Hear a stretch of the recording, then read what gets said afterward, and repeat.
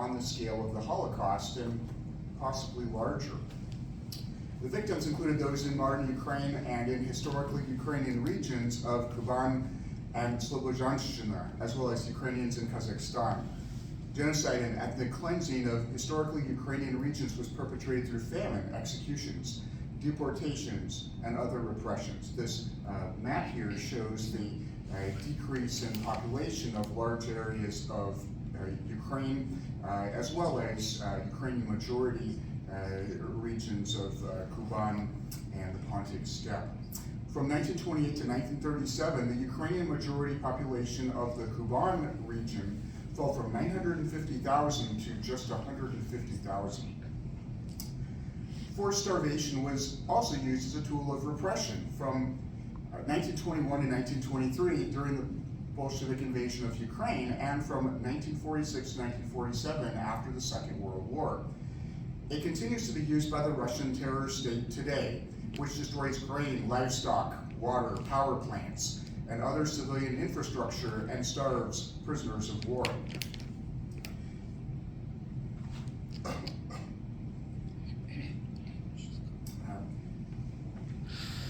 Each victim of the Holodomor was a person of value and dignity.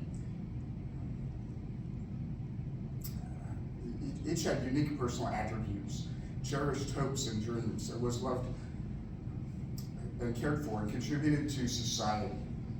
Each had a story that can no longer be heard. Scholars have noted that the communist ideology was worse than slavery. Slave owners had an economic interest in maintaining the life and health of their slaves. Communism imputed no value to those who resisted or were considered undesirable through the lens of their totalitarian ideology, construing their elimination as progressive. Thus, destruction of human life was unleashed on a scale previously unseen. Communism claimed an estimated 100 million lives in the 20th century, making it the deadliest ideology in human history.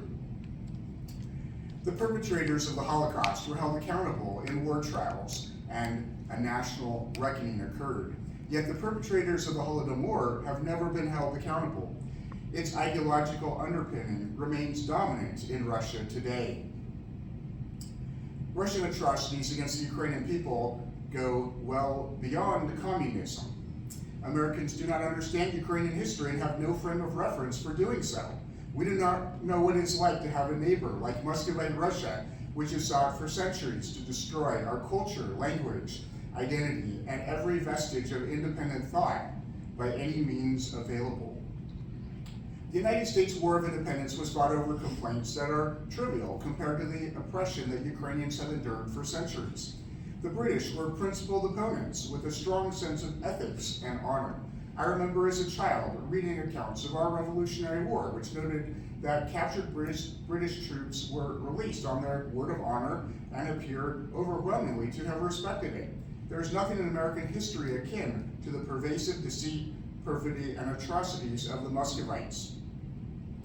My intent is not to diminish the legacy of the United States struggle for freedom, in which my ancestors participated and in which we were aided by Tadeusz Kościuszko, a Pole of Ukrainian descent.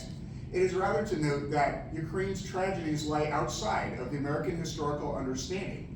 The false assumption that others share our values and want the same thing as us is a great error in the West today. We have no comprehension of the mindset of Muscovite Russians, of Islamic jihadists, or of communist regimes in China, North Korea, and elsewhere. Western naivete has continued to be exploited by the enemies of freedom. We have increasingly come to accommodate totalitarian states under the delusion that this will cause them to accept our values rather than degrading our own. The pronouncements of many purported Western experts have failed because of basic misunderstandings. Ukrainians understand things that many Western policymakers and academics with years of advanced education do not. Your voice is important, your knowledge and perspectives, your outreach. To educate others by sharing your experiences in history are vitally needed in the American democratic process. Russia's invasion of Ukraine has sometimes erroneously been referred to as Putin's war. All segments of Russian society have participated in the aggression of the Russian terror state. Likewise, the Holodomor was not merely Stalin's famine. Western sympathy for Soviet propaganda has hindered recognition of centuries of Russian racism and imperialism, from the de facto status of Muscovite Russians as the ruling class of the Soviet Empire to mass deportations and sending out ethnic minorities for meat grinder tactics in war. Systemic Russian racism has never had a societal reckoning. While responsibility for the Holodomor lies primarily with Muscovite Russia, it could not have so long continued and been concealed without Western collaborators. First among these was Walter Duranty, the New York Times Moscow bureau chief who praised Stalin and the Soviet regime while covering up the murder of millions of Ukrainians. Duranty was well aware of the atrocities and acknowledged them privately to colleagues, but denied or whitewashed them publicly. He wrote in a 1933 March dispatch, "There is no famine, but to put it brutally, you can't make an omelet without breaking eggs." Mr. Duranty did not disclose what kind of omelet he believed was being made.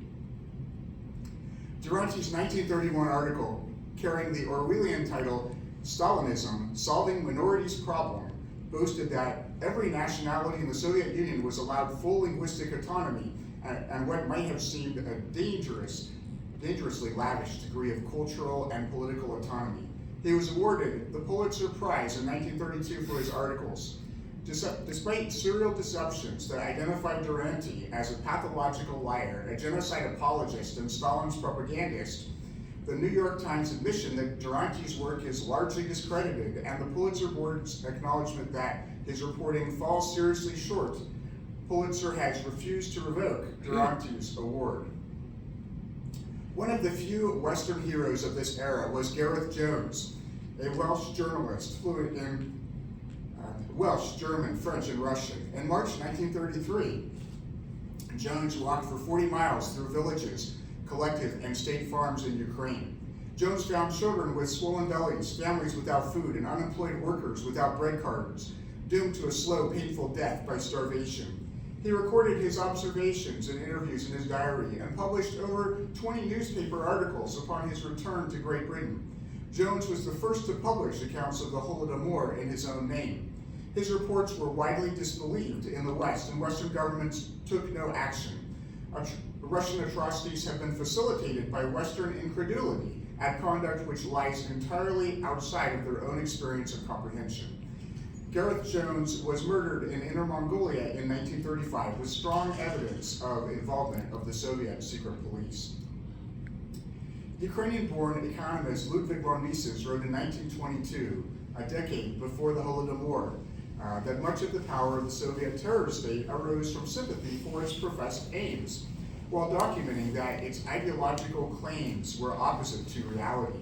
He documented the rejection of millennia of human knowledge and development for the sake of power by destructionists. He wrote, "It is not the cannons and machine guns that Lenin and Trotsky have at their disposal that make up the strength of Bolshevism, but the fact that its ideas are received with sympathy throughout the world." The crimes of the Holodomor have been compounded by the failure to learn and apply their lessons. Today's crises have arisen directly from these failures. That Western leaders and academics have often demonstrated more sympathy for the oppressors than victims continues to be a problem today. Ukrainians and others have not been able to rely on Western nations to implement their professed values. The struggle is not only against the Russian terror state, but against its Western enablers. Some of these enablers loudly condemn evils of centuries past that require no moral courage to denounce.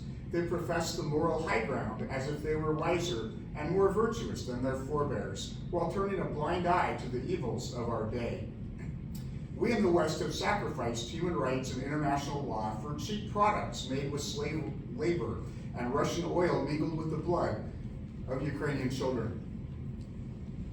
The advocates of truth must continually set these matters forth and demand justice. Incremental progress has often been achieved not through the devotion to principle of some of our leaders, but from being repeatedly called out for inaction in the face of irrefutable evidence so that acting rightly becomes a matter of their self-interest. What was the crime of millions of Ukrainians who perished in the Holodomor? Why do many Muscovite Russians hate Ukrainians to the point of genocide? In my observation, many Russians hate Ukrainians because Ukrainians will not bow down to the lie. They will not deny their own sight and hearing.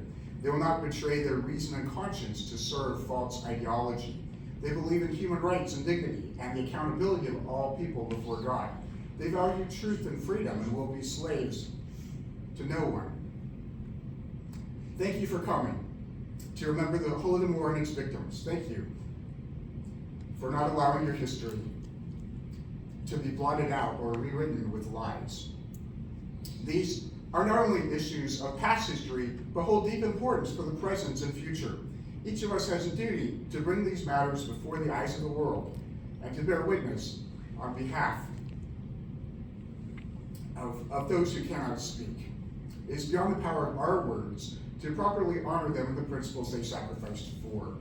We can do so only with our lives and carrying forth their legacy and the battle for human dignity. May they live eternally.